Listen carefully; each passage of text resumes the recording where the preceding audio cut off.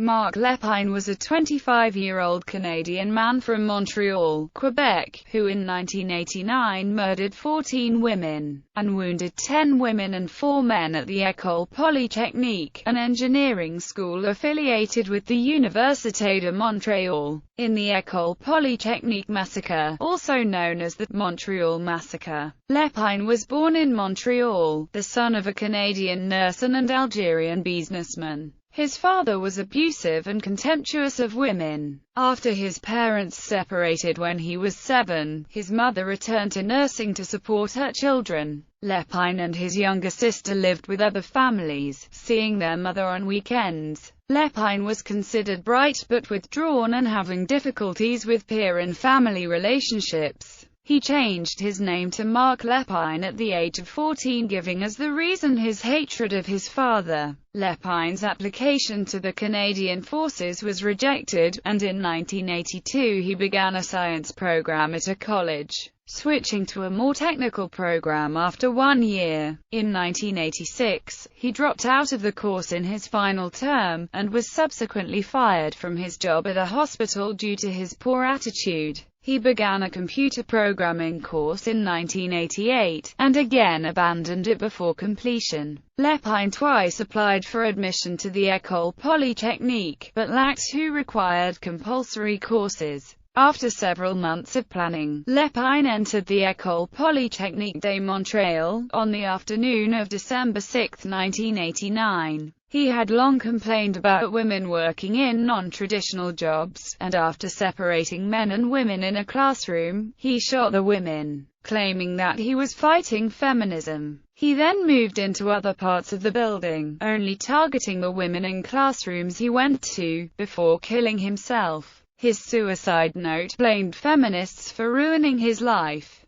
Lépine's actions have been variously ascribed to psychiatric diagnoses such as personality disorder, psychosis, or attachment disorder, or societal factors such as poverty, isolation, powerlessness, and violence in the media. The massacre is regarded by criminologists as an example of a hate crime against women, and by feminists and government officials as misogynist attack and an example of the larger issue of violence against women. Life. Childhood. Lépine was born Gamal Rodrigue Lias Garbi on October 26, 1964 in Montreal, Quebec, the son of Algerian immigrant Rachid Lias Garbi and Canadian nurse Monique Lépine. His father, who was a mutual fund salesman, was traveling in the Caribbean at the time of his son's birth. During his absence, Monique Lépine discovered evidence that her husband had been having an affair. Garbi was a non-practicing Muslim, and Monique Lépine a former Catholic nun who had rejected organized religion after she left the convent. Their son was baptized a Roman Catholic as an infant, but received no religious instruction during his childhood. His mother described her son as a confirmed atheist all his life. His sister, Nadia, was born in 1967. Instability and violence marked the family. They moved frequently, and much of Lépine's early childhood was spent in Costa Rica and Puerto Rico, where his father was working for a Swiss mutual funds company. The family returned to Montreal permanently in 1968, shortly before a stock market crash led to the loss of much of the family's assets. Garbi was an authoritarian, possessive and jealous man, frequently violent towards his wife and his children. He had contempt for women and believed that they were only intended to serve men. He required his wife to act as his personal secretary, slapping her if she made any errors in typing, and forcing her to retype documents in spite of the cries of their toddler. He was also neglectful and abusive towards his children, particularly his son, and discouraged any tenderness, as he considered it spoiling. In 1970, following an incident in which Garbi struck his son so hard that the marks on his face were visible a week later, his mother decided to leave. The legal separation was finalized in 1971, and the divorce in 1976. Following the separation, Lapine lived with his mother and younger sister Nadia. Soon after, their home and possessions were seized when Garby defaulted on mortgage payments. Lapine was afraid of his father, and at first saw him on weekly supervised visits. The visits ended quickly, as Rashid Garby ceased contact with his children soon after the separation. Lapine never again saw his father, and in the future refused to discuss him with others.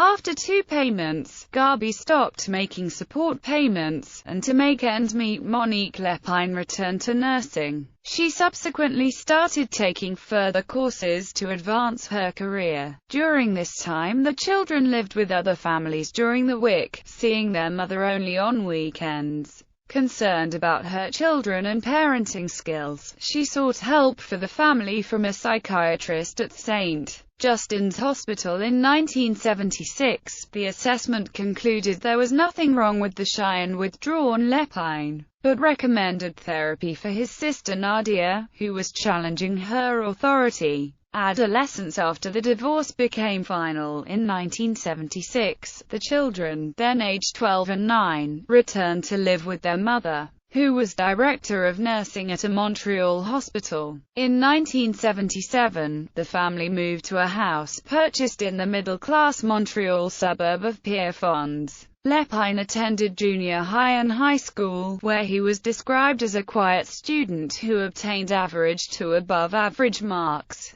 He developed a close friendship with another boy, but he did not fit in with other students. Taunted as an Arab because of his name, at the age of 14 he legally changed it to Marc Lépine, citing his hatred of his father as the reason for taking his mother's surname. Marc Lépine was uncommunicative and showed little emotion. He suffered from low self-esteem, exacerbated by his chronic acne. Family relations remained difficult. His younger sister Nadia publicly humiliated him about his acne and his lack of girlfriends. He fantasized about her death, and on one occasion made a mock grave for her. He was overjoyed when in 1981 she was placed in a group home because of her delinquent behavior and drug abuse. Seeking a good male role model for Lapine, his mother arranged for a big brother. For 2 years, the experience proved positive as Lapine, often with his best friend, enjoyed the time with photography and motocross motorcycles. However, in 1979 the meeting ceased abruptly when the big brother was detained on suspicion of molesting young boys. Both Lapine and his big brother denied that any molestation had occurred.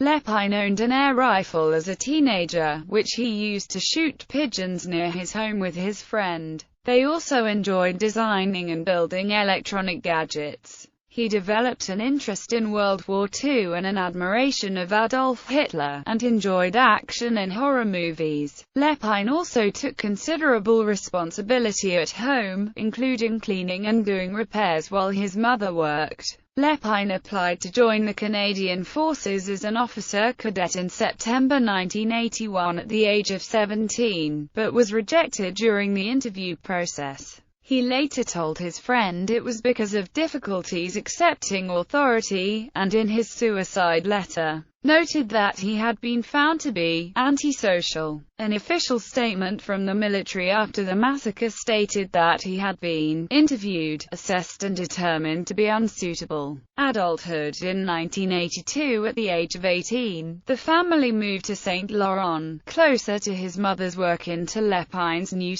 acute GEP. He lost contact with his school friend soon after the move. This period marks the beginning of the 7 years which he described in his suicide note as having brought him no joy. In August 1982, Lapine began a 2-year pre-university course in pure sciences at acute GEP du St. Laurent. Failing 2 courses in the first semester but improving his grades considerably in the second semester. He worked part-time at a local hospital where his mother was director of nursing, serving food and doing custodial work. He was seen as nervous, hyperactive, and immature by his colleagues. He developed an attraction to another employee, however he was too shy to act on his feelings. After a year at college, he switched from the university destined science program into electronics technology, a 3-year technical program geared more towards immediate employment. His teachers remembered him as being a model student, quiet, hard-working and generally doing well in his classes, particularly those related to electrotechnology. There was an unexplained drop in his marks in the fall 1985 term, and in February 1986, during the last term of the program, he suddenly and without explanation stopped attending classes, as a result failing to complete his diploma. He moved out of his mother's home into his own apartment, and in 1986 he applied to study engineering at École Polytechnique de Montréal. He was admitted on the condition that he complete 2 compulsory courses, including one in solution chemistry. In 1987, Lapine was fired from his job at the hospital for aggressive behavior, as well as disrespect of superiors, and carelessness in his work. He was enraged at his dismissal, and at the time described a plan to commit a murderous rampage and then commit suicide. His friends noted that he was unpredictable, flying into rages when frustrated. In the fall of 1987, in order to complete his college diploma, Lapine took 3 courses, obtaining good marks in all, and in February 1988, began a course in computer programming at a private college in downtown Montreal, funding his studies with government student loans. He moved into a downtown apartment with his old high school friend, and in the winter of 1989 took a CEGEP night course in solution chemistry, a prerequisite course for the École Polytechnique. Lapine wanted a girlfriend, but was generally ill at ease around women. He tended to boss women around and show off his knowledge in front of them. He spoke out to men about his dislike of feminists, career women and women in traditionally male occupations, such as the police force, stating that women should remain in the home, caring for their families. Lapine applied again to the École Polytechnique in 1989, however his application was rejected as he lacked required courses. In March 1989 he abandoned the course in computer programming, though he performed well in the CEGEP course, obtaining 100% in his final exam. In April 1989 he met with a university admissions officer, and complained about how women were taking over the job market from men. Massacre. The massacre appeared to have been planned for several months if not longer. In August 1989, Lapine picked up an application for a firearms acquisition certificate and he received his permit in mid-October. On November 21, 1989, Lapine purchased a Ruger Mini 14 semi-automatic rifle at a local sporting goods store. Between October and December 1989, Lapine was seen at least 7 times at the École Polytechnique. 4 days before the shooting, he brought his mother a present. Though it was several weeks before her birthday, he also brought a note and 2 bags of belongings, which she did not discover until long after the shooting. Lapine had always been very punctual paying his rent, but did not do so in December 1989. On December 6, 1989, Lapine walked into the École Polytechnique de Montréal. There, he entered a second-floor classroom where he separated the men and women and then ordered the approximately 50 men to leave. Claiming that he was fighting feminism, he shot the 9 women who remained, killing 6 and injuring the rest. After this, Lapine moved to other areas of the building, including the cafeteria, corridors and another classroom. A total of 14 women were killed, and 4 men and 10 women injured before Lapine turned the gun on himself. The event has been described as a pseudo-community type of pseudo-commando murder-suicide, in which the perpetrator targets a specific group, usually in a public place and intending to die in a blaze of glory. A 3-page letter was found in the pocket of his jacket. The letter was never officially made public, but was leaked in November 1990 to Francine Pelletier, and published in the newspaper La Presse. In his suicide letter, Lapine claimed political motives, blaming feminists for ruining his life. He considered himself rational and expressed admiration for Denis Lortie, who had mounted an attack on the Quebec National Assembly in 1984 for political reasons, killing 3 Quebec government employees. The letter also contained a list of 19 Quebec women whom Lapine apparently wished to kill because of their feminism. Another letter, written to a friend, promised the explanation to the massacre lay by following clues left in Lapine's apartment. The hunt led only to a suitcase of computer games and hardware. Marc Lépine was buried in the Cimetière Notre-Dame-des-Neiges in Montreal, a few blocks from where he committed the massacre. Women murdered: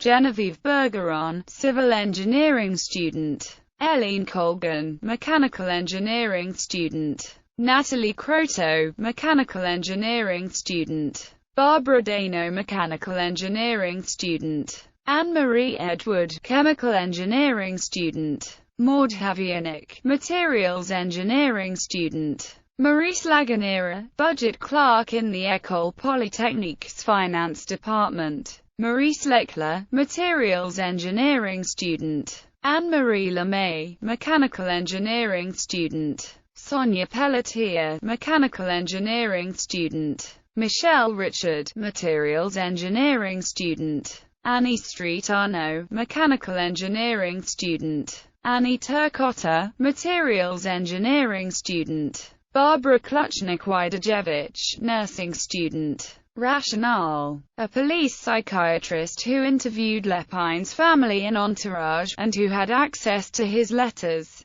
suggested that he may have had a serious personality disorder, as he chose the multiple homicide-suicide strategy that is a characteristic of this disorder. The psychiatrist noted extreme narcissistic vulnerability, as shown by fantasies of power and success combined with high levels of self-criticism, and difficulties dealing with rejection and failure. Feelings of powerlessness and incompetence were compensated for by a violent and grandiose imaginary life. Other psychiatrists suggested that Lapine was psychotic, having lost touch with reality as he tried to erase the memories of a brutal father, while at the same time unconsciously identifying with a violent manhood that dominates women. Other theories were that Lapine's experiences of abuse as a child had caused brain damage or led him to feel victimized as he faced losses and rejections in his later life. His mother speculated that Lapine may have suffered from attachment disorder, due to the abuse and sense of abandonment he had experienced in his childhood. She also wondered whether Lapine viewed her as a feminist. Others take a less individualistic approach. Many feminists and governmental officials view it as an illustration of misogynist violence committed against women. Criminologists consider the massacre as an example of a hate or bias crime against women. A few anti-feminists seek to rehabilitate Lapine as hero of the anti-feminist cause. Others wondered if Lapine's actions were the result of societal changes that had led to increased poverty, powerlessness, individual isolation, or increased violence in the media and in society. Lapine's suicide statement. The following is a translation of the suicide letter written by Lapine on the day of the shooting. The original letter in French is also available. Forgive the mistakes. I had 15 minutes to write this. See also Annex. Would you note that if I commit suicide today, the 6th of December 89, it is not for economic reasons but for political reasons. Because I have decided to send the feminists, who have always ruined my life, to their maker. For 7 years life has brought me no joy in being totally blasé. I have decided to put an end to those viragos. I tried in my youth to enter the forces as an officer cadet, which would have allowed me possibly to get into the arsenal and precede Lortie in a raid. They refused me because asocial, sick. I therefore had to wait until this day to execute my plans. In between, I continued my studies in a haphazard way, for they never really interested me, knowing in advance my fate, which did not prevent me from obtaining very good marks despite my theory of not handing in work and the lack of studying before exams. Even if the mad killer epithet will be attributed to me by the media, I consider myself a rational erudite that only the arrival of the Grim Reaper has forced to take extreme acts. For why persevere to exist if it is only to please the government? Being rather backward-looking by nature, the feminists have always enraged me. They want to keep the advantages of women while seizing for themselves those of men. Thus, it is an obvious truth that if the Olympic Games removed the men-women distinction, there would be women only in the graceful events. So the feminists are not fighting to remove that barrier. They are so opportunistic they do not neglect to profit from the knowledge accumulated by men through the ages. They always try to misrepresent them every time they can. Thus, the other day, I heard they were honoring the Canadian men and women who fought at the front line during the World Wars. How can you explain that since women were not authorized to go to the front line? Will we hear of Caesar's female legions and female galley slaves who of course took up 50% of the ranks of history, though they never existed? A real casus belli. Sorry for this too brief letter. Marc Lépine. The letter is followed by the list of 19 names, with a note at the bottom. Nearly died today. The lack of time has allowed these radical feminists to survive. Earlier I actorest. Memorial. Canadians mark the day of the killings with a National Day of Remembrance and Action on Violence Against Women. In 2008, Lépine's mother Monique published Aftermath, a memoir of her own journey through the grief and pain of the incident. She had stayed silent until 2006, when she decided to speak out for the first time in the wake of that year's Dawson College shooting. In popular culture, Lépine's life and death was dramatized by Adam Kelly in his controversial play The Anorak. The shooting was dramatized by Denis Villeneuve in the 2009 film Polytechnique. Actor Maxime Gordet won a Genie Award for Best Supporting Actor for his portrayal of Lépine.